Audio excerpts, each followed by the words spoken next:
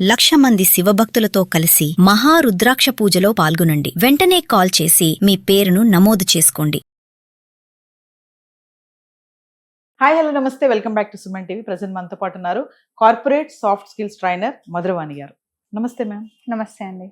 మనం artificial intelligence గురించి చాలా వీడియోలో మాట్లాడుకున్నాం. ఏఐ వచ్చేసింది, జాబ్లన్నీ పోతున్నాయి, ఇంకా 10 మంది చేసేది ఒక రోబో ఒకటి చేసేస్తుందని అనుకున్నాం. కానీ ఇప్పుడు ఏఐ కాస్త కొంచెం తిరగబడింది అనుకోవచ్చు. ఈ ఇంజనీరింగ్ జీతాల కంటే ఏఐ ఖర్చులు ఎక్కువైపోతున్నాయని చెప్పేసి చాలా ఆర్టికల్స్ కూడా చూస్తున్నాము. అంటే ఇప్పుడు దీన్ని ఖర్చు పెట్టి కంటే ఎవరైతే లే ఆఫ్స్లో ఉద్యోగాలు తీసేసాం వాళ్ళందరినీ మళ్ళీ వెనక్కి తెచ్చుకునే యోచనలో కూడా కొన్ని కంపెనీస్ కూడా చూస్తున్నాయని కొన్ని న్యూస్ కూడా వస్తున్నాయి. ఒకసారి దాని గురించి మాట్లాడుకుంటే నిజంగా అంత ఖర్చుగా కూడుకుందా ఆర్టిఫిషియల్ ఇంటెలిజెన్స్ అంటే? నిజంగా ఖర్చుతో కూడుకున్నది. ఇప్పుడు మనం ఏఐ వల్ల చాలా జాబ్స్ వెళ్ళినాయి కదా. ఈ 6 months లో, ఈ ఫస్ట్ 6 months లో చూసుకుంటే మనకి మొత్తం 1,10,000 ఎంప్లాయీస్ వాళ్ళ జాబ్స్ కోల్పోయినారు ఏఐ వల్ల. సో ఇప్పుడు మన వాళ్ళు పెద్ద పెద్ద కంపెనీస్ అంటే గూగుల్ కానీ, మైక్రోసాఫ్ట్ కానీ, ఊబర్ కానీ ఏం చేశారంటే ఎక్కువ ఏఐ మీద ఇన్వెస్ట్ చేశారు. ఇక్కడ ఎంప్లాయీస్ ని కాస్ట్ కటింగ్ చేసి ఏఐ మీద ఇన్వెస్ట్ చేశారు. ఇప్పుడు ఏఐ కూడా మనకి ఫ్రీగా రాదు, మీరు సబ్స్క్రిప్షన్ తీసుకోవాల్సి ఉంది. సో వీళ్ళు ఏం చేశారంటే వాళ్ళ ఒక 1 lakh ఇంజనీర్స్ వాళ్ళకి ఏఐ సబ్స్క్రిప్షన్ ఇచ్చేసారు. సో ఏఐకి ఇట్లా మనీ ఎట్లా పే చేస్తారంటే టోకన్స్ లాగా.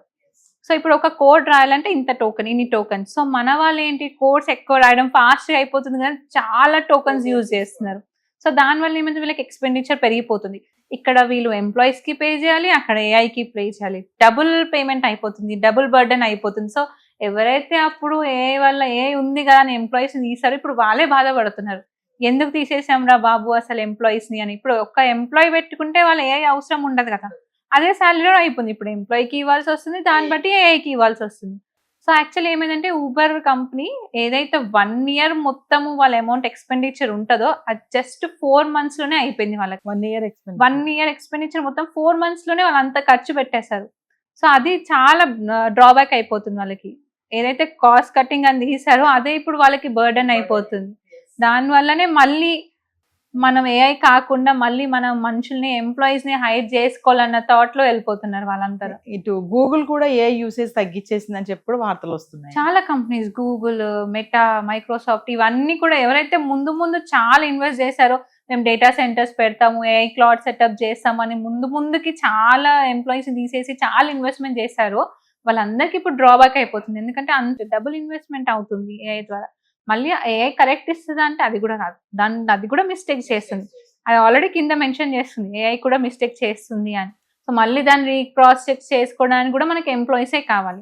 సో అందుకనే వాళ్ళు అదైపోతుంది. ఇక్కడ ఎంప్లాయీస్ కి పే చేయాల్సి వస్తుంది, AI subscription and AI subscription కూడా చాలా ఎక్కువ కాస్ట్లీ ఉంది మనకి. సో అది వాళ్ళకి బర్డెన్ అయ్యి మళ్ళీ ఎంప్లాయీస్ ని హైర్ చేసుకుందామని అనుకుంటున్నారు. ఏదేమైనా ఏఐ కంటే జాబ్ హోల్డర్సే మేలు అనే ధోరణికి వచ్చేస్తాయి కంపెనీస్ అనుకుంటే. 100% అండి. ఎప్పటికైనా మనకు మనిషే, మన హ్యూమన్స్ ఉంటాం కాబట్టి హ్యూమన్ వల్లనే టెక్నాలజీ అంతా. ఎప్పుడైనా టెక్నాలజీ మన హ్యూమన్స్ ని డామినేట్ చేయలేదు. మేబీ అది మనకన్నా కొంచెం ఫాస్ట్ ఉంటుందేమో, బట్ ఒక సర్టెన్ పాయింట్ వరకే. ఆ పాయింట్ తర్వాత దాన్ని నడిపించేది మనమే కదా. సో ఖచ్చితంగా ఎంప్లాయీస్ అవసరమే, ప్రతి కంపెనీకి ఎంప్లాయీస్ అవసరమే. వాళ్ళందరూ ఏఐ వల్ల మేము అది చేస్తాం ఇది చేస్తాం అంటున్నారు కానీ అది కొన్ని రోజుల వరకు, ఒక సర్టెన్ పాయింట్, ఇప్పుడు ఎట్లాగా మైక్రోసాఫ్ట్ ఇవన్నీ ఒక పాయింట్ దగ్గర వచ్చేసరికి ఆలోచిస్తున్నారు, ప్రతి కంపెనీ కూడా అంతే చేస్తుంది ఇప్పుడు రాబోయే రోజుల్లో. స్టార్టింగ్ టోకెన్ సిస్టమ్ అని చెప్పారు, ఒకసారి దాని గురించి. అంటే ఇప్పుడు కోడ్ ఉంటది, ఈ కోడ్ రాయాలంటే ఇంత సబ్స్క్రిప్షన్ తీసుకోవాలి. ఇప్పుడు జస్ట్ మనం నెట్ఫ్లిక్స్ అవి ఎట్లా తీసుకుంటాము సబ్స్క్రిప్షన్, సో అట్లా అనమాట. ఒక కోడ్ రాయడానికి ఇంత టోకన్ అని పే చేయాల్సి వస్తుంది.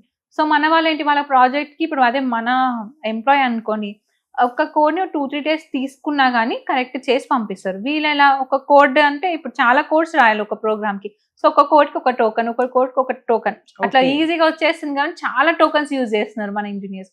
సో దాని వల్ల వాళ్ళకి ఎక్కువ ఖర్చు అవుతుంది. టోకన్ పర్చేస్ చేయాలి కదా వాళ్ళు, సర్టన్ అమౌంట్ అని ఉంటుంది. సో అంటే ఒక్కొక్క ఏఐకి ఒక్కొక్క అమౌంట్ ఉంటుంది. సో దాన్ని బట్టి వాళ్ళకి ఎక్కువ ఎక్స్పెండిచర్ అయిపోతుంది. టోకన్స్ ఎక్కువ యూజ్ చేయడం వల్ల ఎక్కువ మనీ ఖర్చు అయిపోతుంది. 1 year వరకు వచ్చినటువంటి ఎక్స్పెండిచర్ అంతా కూడా 4 months వరకే వస్తుంది. ఊబర్ వాళ్ళు 1 year వరకు పెట్టుకున్న టార్గెట్, వాళ్ళ అమౌంట్ ఏదైతే ఉందో అది జస్ట్ 4 months లోనే అయిపోయింది. ఇప్పుడు వాళ్ళకి నెక్స్ట్ 6 months కి మళ్ళీ ఎక్స్ట్రా పెట్టాల్సింది.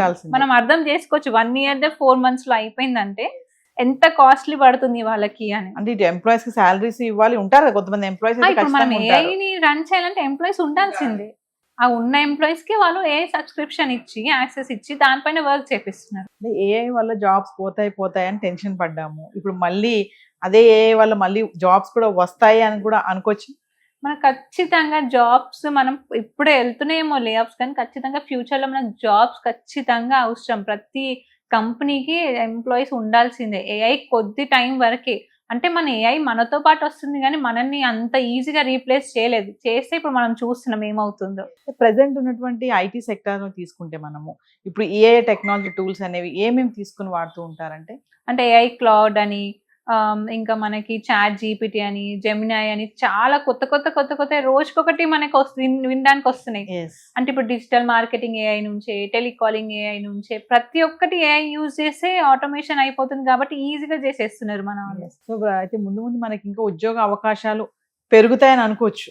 ఖచ్చితంగా పెరుగుతాయండి. ఏఐ ఉన్నా లేకపోయినా, ఏఐ వల్ల కొత్త ఉద్యోగాలు అయితే ఖచ్చితంగా వస్తాయి. మనం లే ఆఫ్ చూసుకుంటే చిన్న కంపెనీస్ ఏవి లే ఆఫ్ చేయలేదు.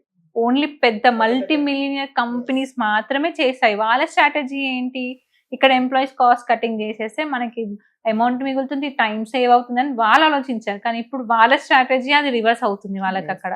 ఫైనల్ ఇంకోటి అనుకోవచ్చా అండి, అంటే ఎవరైతే ఉద్యోగాలు పోయాయో ఇన్ కేస్ మనం అనుకున్నట్టే మళ్ళీ ఏఐ వల్ల రీప్లేస్ అయితే గనక వాళ్ళ శాలరీస్ కూడా మళ్ళీ హైక్ అయ్యే ఛాన్సెస్ కూడా ఉన్నాయి కదా? అఫ్ కోర్స్ హైక్ అవుతాయి. అంటే ఇప్పుడు ఎవరైతే కంపెనీ వాళ్ళని తీస్తున్నారో వాళ్ళు మళ్ళీ వెనకాల తీసుకోరు, ఎందుకంటే వాళ్ళు ఖచ్చితంగా డబుల్ ట్రిపుల్ అడుగుతారు ఖచ్చితంగా. ఇప్పుడు 1 lakh ఉన్న వాళ్ళు నువ్వు నాకు 3 lakhs ఇస్తా కానీ నేను రాను అంటారు, ఎందుకంటే నువ్వే తీసేసావు కాబట్టి.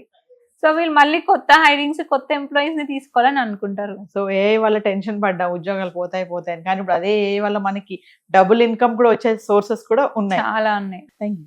Thank you.